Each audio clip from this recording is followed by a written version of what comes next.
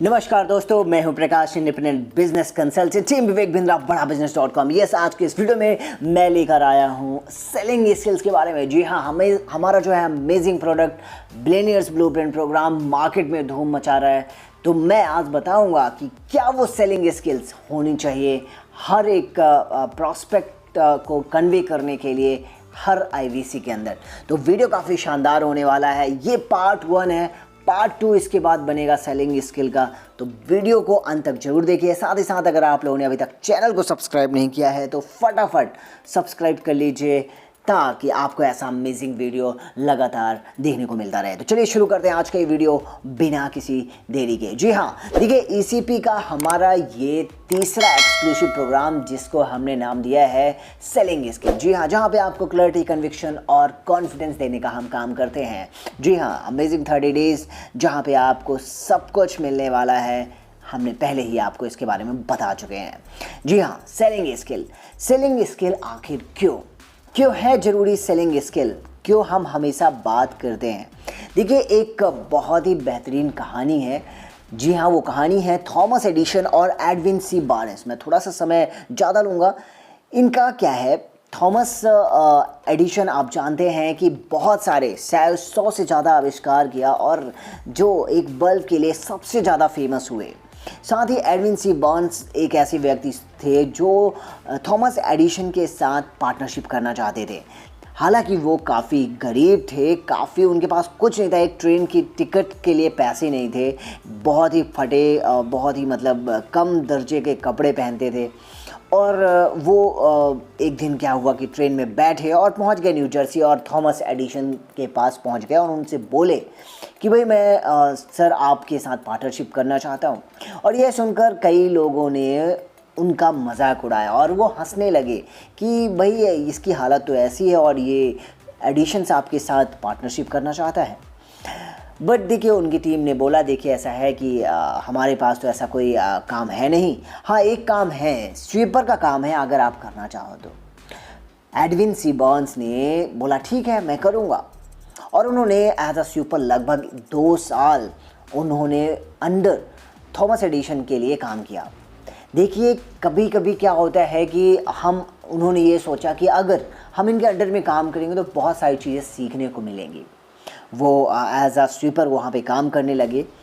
एक बहुत ही बेहतरीन इन्वेंशन हुआ थॉमस एडिशन के द्वारा, वो था वॉइस डिक्टेटिंग मशीन। जैसा कि आप जानते हो कि जिसे आज की डेट पे स्टैनो और ग्राफर्स करते हैं, उसको कंटेंट को डिक्टेट करने का काम करते हैं। उस समय पे वो वॉइस को डिक्टेट करता था और आप बाद में वॉइस को सुन सकते थे।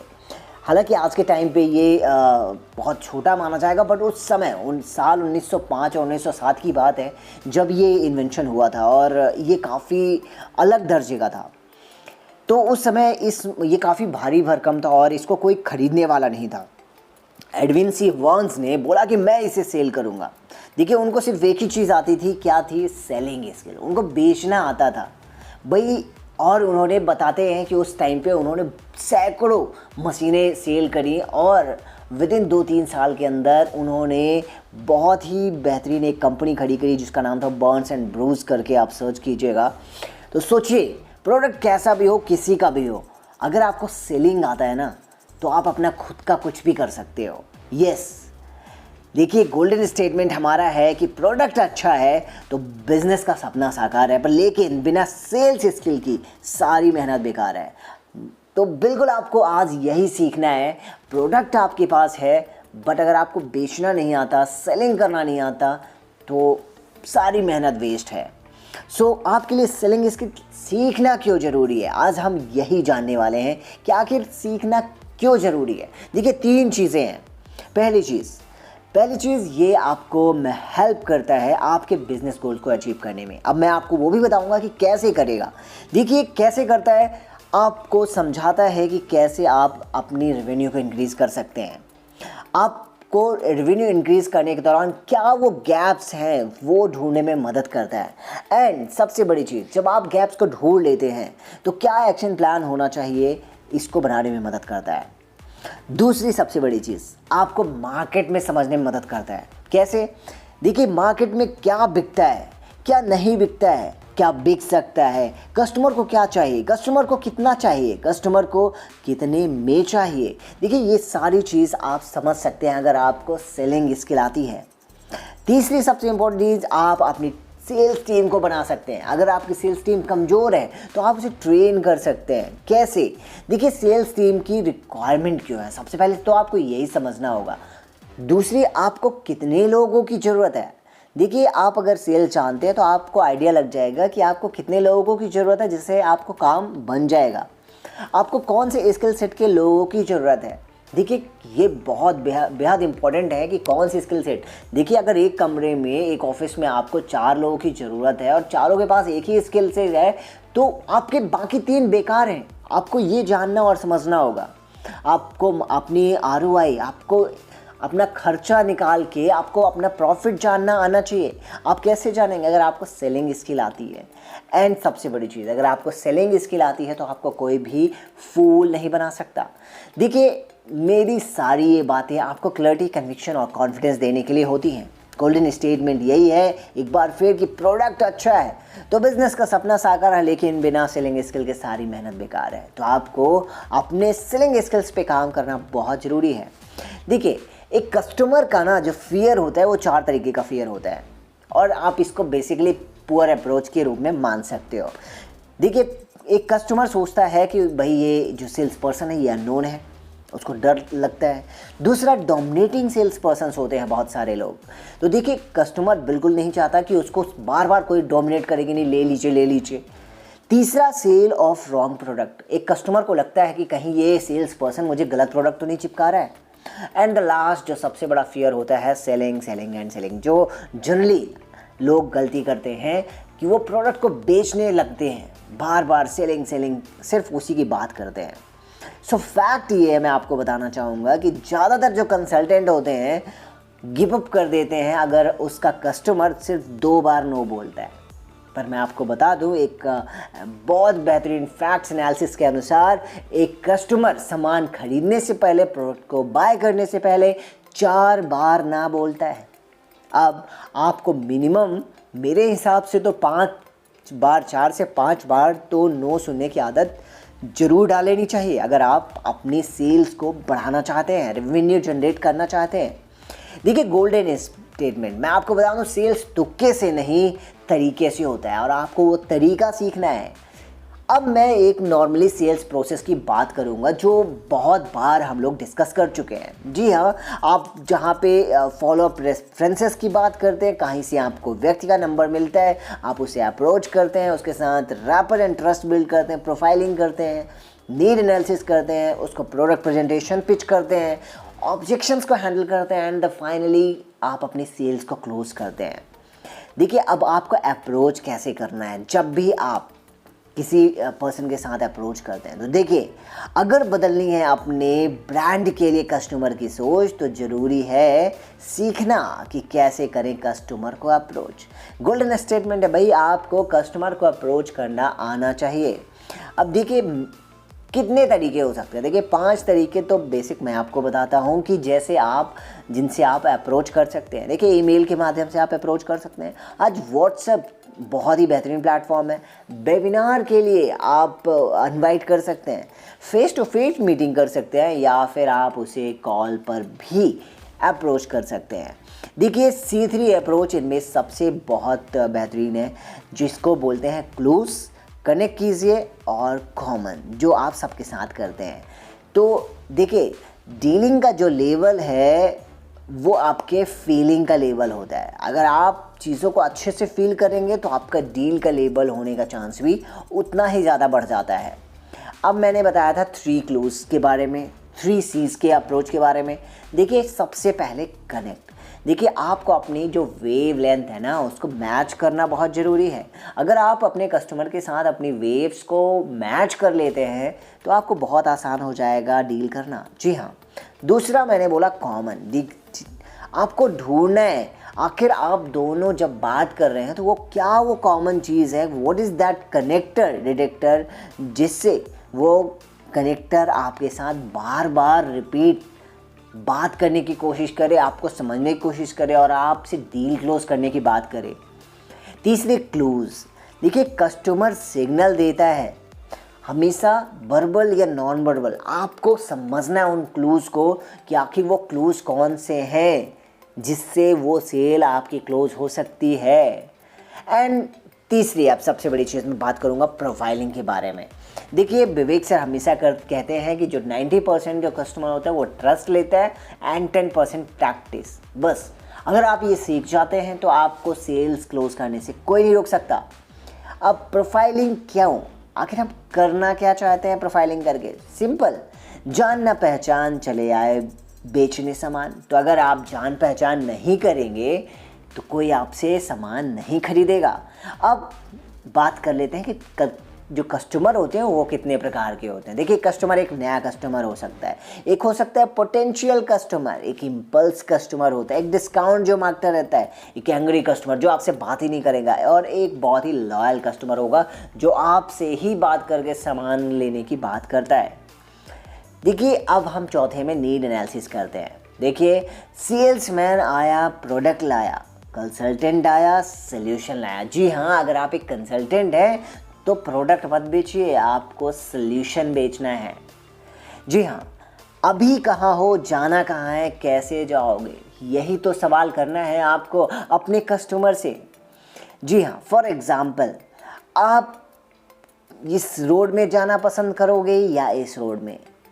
भाई धुंधले रास्ते में जाना कौन पसंद करेगा? उसके लिए आपको क्या ज़रूरत है? वो चश्मा लगाने की ज़रूरत है। जी हाँ, अब कैसे प्रोडक्ट प्रेजेंटेशन ऑफ पिचिंग आप करेंगे? जी हाँ, हम आखिर बेचना क्यों चाहते हैं? Why do we why? अब सामने वाला व्यक्ति खरीदे क्यों, ये आपको ज़्यादा जानना ज़रूरी है। देखिए हम कोर्स नहीं, आप उस कोर्स के करने के बाद अपनी नॉलेज और अर्निंग बाय करते हैं। एंड हम आई ग्लासेस नहीं, विज़न बाय करते हैं। अब आपको यही समझना है कि आखिर आप क्या बेचने आए हो। आप कोर्स बेच रहे हो या उस कोर्स के अंदर उस नॉलेज को बेच रहे हो? आप उसको बताइए कि आप क्या खरीद रहे हो। कस्टमर को अपने बताइए कि हम कोर्स आपको नहीं बाय करने को बोल रहे हैं, इसके अंदर जो नॉलेज है, जो पोटेंशियल है वो बेच रहे हैं। सिमिलर जैसे कि आप एक आई ग्लास की हम बात करते हैं, हम आई ग्लास नहीं बेच रहे हैं, हम विज़न बेच रहे हैं ताकि आपको दिखे, ताकि आपको रास्ता दिखे। मैं इसकी बात कर रहा हूँ, जी हाँ, ये रास्ता दिखे। कैसे? इस चश्मे से दिखेगा। देखिए अब कस्टमर क्या सोचता है। देखिए क्या इस प्रोडक्ट से मेरी प्रॉब्लम सॉल्व हो रही है? क्या मैं जो चाहता था वो पूरा होगा? क्या मेरा गोल पूरा होगा? क्या जो चैलेंज अभी मैं फेस कर रहा हूँ वो सॉल्व हो रहा है? देखिए ये कुछ सवाल होते हैं जो अपने कस्टमर सोचते हैं। अब सेल्स मैन की तरह बेचना नहीं है, डॉक्टर की तरह आपको कंसल्ट करना है चीज़ों को। जी हाँ, AIDA फ्रेमवर्क आपको बहुत आसानी से प्रोडक्ट पिचिंग में हेल्प करती है। कैसे? आपको कस्टमर का अटेंशन, इंटरेस्ट, डिज़ायर और एक्शन, इन पर फोकस करना है। अब अटेंशन कैसे? आपको अटेंशन लेना है। एग्जाम्पल, एक डेटा प्रेजेंट कर सकते हैं आप कि जैसे सर क्या आपको पता है 90% जो स्टार्टअप्स होते हैं क्यों फेल हो जाते हैं इंडिया में? आप इंटरेस्ट कैसे गेन करेंगे? देखिए इंटरेस्ट के लिए एग्जाम्पल दे सकते हैं कैसे, जिससे कस्टमर का इंटरेस्ट बढ़े। लेकिन सर अगर प्रॉपर फ्रेमवर्क और सही गाइडेंस मिले तो आपका स्टार्टअप भी अच्छा होगा और स्केल भी अच्छा होगा। डिज़ायर कैसे उसकी पूछ सकते हैं, जान सकते हैं। कस्टमर की नीड के अकॉर्डिंग प्रोडक्ट को टेलर करना है आपको। जैसे कि क्या आप अपने स्टार्टअप या बिजनेस को नेक्स्ट लेवल में लेके जाना चाहते हैं या स्केल करना चाहते हैं। और एक्शन, देखिए एक्शन यानी अब वो रेडी है आपके प्रोडक्ट को खरीदने के लिए। जी हाँ, समराइज़ कीजिए the need and the push for call to action, उसे कॉल टू एक्शन में कन्वर्ट कीजिए। एंड फाइनली आपको अगर उसके ऑब्जेक्शंस हैं तो आपको ऑब्जेक्शंस हैंडल करना है। देखिए ऑब्जेक्शंस दो तरह के हो सकते हैं। देखिए एक सेल्स के दौरान आ सकती है और एक आ सकती है प्रोडक्ट के पिचिंग के दौरान। अब कब कौन सा है ये आपको ध्यान रखना है। आखिर ऑब्जेक्शन आते क्यों हैं? पहला, नो मनी सिचुएशन, भाई हमारे पास पैसा ही नहीं है। तो भाई पैसे नहीं हैं, अभी पैसे नहीं हैं, जितने मांग रहे हो उतने नहीं हैं, महंगा लग रहा है, कुछ इस तरीके से लोग क्वेश्चन कर सकते हैं। कुछ लोग बोलते हैं कि भाई नीड नहीं है, ज़रूरत नहीं है, तो अभी ज़रूरत नहीं है, अभी ज़रूरत महसूस नहीं हो रही है या बाद में देखा जाएगा, कुछ इस तरीके से। तीसरा, नीड मोर इन्फॉर्मेशन, भाई और बताइए। चौथा, लेस रिटर्न ऑफ इन्वेस्टमेंट, भाई बहुत है ना, कम चाहिए लोगों को। तो अब आपको हैंडल कैसे करना है? देखिए, ऑब्जेक्शन हैंडलिंग जो मेथड है, पहला जो बेहतरीन एंड बहुत ही कारगर है वो है फील फेल्ट फाउंड। जी हाँ, कस्टमर को फील कराइए हर चीज़, आप उसको बताइए कि हमने भी चीज़ों को फील किया है, सर सही कह रहे हो आप, एंड फाइनल की फाउंड, और फिर मुझे ये उससे रिजल्ट मिला। आप ये सारी कस्टमर के सामने प्रेजेंट करने की कोशिश कीजिए। देखिए, एक और है लपाक। जी हाँ, लपाक यानी listen, acknowledge, proving, answer and close. इस फॉर्मूला को भी अपना के आप ऑब्जेक्शंस को हैंडल कर सकते हैं। Listening, we think that we are listening, but क्या होता है, आप जब भी सोच रहे हों उस समय भी आपको, जब आप बात करते हो उस समय आपको क्या करना है, थिंकिंग करनी है कि भाई बोल क्या रहा है ये। आपको एक्नॉलेज करना है, yes I C, I understand, मैं समझ रहा हूँ। आप प्रूविंग कीजिए, उसके ऑब्जेक्शंस को प्रूव कीजिए, उसके और डीपर जाने की कोशिश कीजिए, उसके रीज़न्स के, उसके ऑब्जेक्शन के और रीज़न को जानने कीजिए, रीज़न बिहाइंड द रीज़न जानने की कोशिश कीजिए। एंड आंसर कीजिए, you must have the tailored answer. Answer बहुत ही सटीक होना चाहिए, जो उसके क्वेश्चंस के ऑर्डर है उसके अनुसार होना चाहिए। And finally commitment to payment. जी हाँ, आपको कमिटमेंट लेनी है उसके पेमेंट की। अब क्लोजिंग की बात कर लेते हैं। आपने हमेशा क्लोजिंग के दौरान फियर महसूस किया होगा। क्यों? People don't like to be sold. याद रखिए, पीपल, उसको कोई कुछ बेच जाए वो बिल्कुल पसंद नहीं करता, वो चाहते हैं उसे कोई मदद करे, they like to be helped. So अभी यहाँ पे आपको आइडेंटिफाई करना है उनके KDM। जी हाँ, की डिसीजन मेकर। अब दूसरा उसको ध्यान देना है आपका बजट ब्रैकेट। जी हाँ, नीड एनालिसिस और नीड क्रिएशन में आपको मनी और नीड दोनों देखनी है। मनी नीड, परफेक्ट कस्टमर, अगर रिमूव फ्रॉम द लिस्ट, अगर मनी एंड नीड उसकी दोनों नहीं है तो हटा दीजिए, और अगर मनी नहीं है और नीड है तो क्रिएट कीजिए और वैल्यू। आपको इस तरीके से आप कर सकते हैं। अब कस्टमर हमेशा एक बाइंग सिग्नल ज़रूर देता है। देखिए, आस्किंग अबाउट नेक्स्ट स्टेप, तो समझ लीजिए खरीदना चाहता है। पॉजिटिव स्टेटमेंट दे रहा है तो भी वो खरीदना चाहता है। अगर कस्टमर आपसे पूछता है पेमेंट ऑप्शंस, तो भी बाइंग सिग्नल्स हैं। कस्टमर आपसे पूछता है कि इस सेल के बाद क्या होगा, कस्टमर आपसे पूछता है डिस्काउंट और ऑफर्स के बारे में, एंड कस्टमर चाहता है नेगोशिएटिंग आपके प्राइस में। अब सेल्स क्लोजिंग टेक्निक्स की बात कर लेते हैं। Door on the face approach. जी हाँ, देखिए, प्रोडक्ट कंपैरिजन आपको करके बताना है कि देखिए, गुड और bad. Good product low price, bad product is high price. आपको चॉइस मैनेजमेंट मैक्सिमम 3 से ज़्यादा बिल्कुल भी नहीं देना है, क्योंकि कस्टमर को ये डाउट क्रिएट कर देता है। अब फैक्ट की बात करें, देखिए, आईफोन 13 3%, आईफोन 13 71% महंगा and iPhone 3 pro and pro max 20%। तो आपको ये जानकर भी बड़ा आश्चर्य लगा होगा। अब समरी क्लोज टेक्निक कैसे करेंगे? देखिए, रिकैप कीजिए बेनिफिट्स को, हाईलाइट कीजिए की फीचर्स को, एंड उसके ऑब्जेक्शंस को एड्रेस कीजिए, और फिर फाइनली आपको फॉलो अप एंड रेफरेंसेस देने हैं। जी हाँ, the money is the follow up. देखिए, पैसे के लिए आपको फॉलो अप करना बहुत ज़रूरी है। कैसे? देखिए, गोल्डन स्टेटमेंट इसके लिए है, the first call is for building relationship and follow up calls are for building trust. तो अगर आपको ट्रस्ट बनाना है तो फॉलो अप कॉल्स ज़रूर करना पड़ेगा। एंड 92% सेल्स पर्सन्स जो होते हैं वो प्रॉपर फॉलो अप नहीं करते।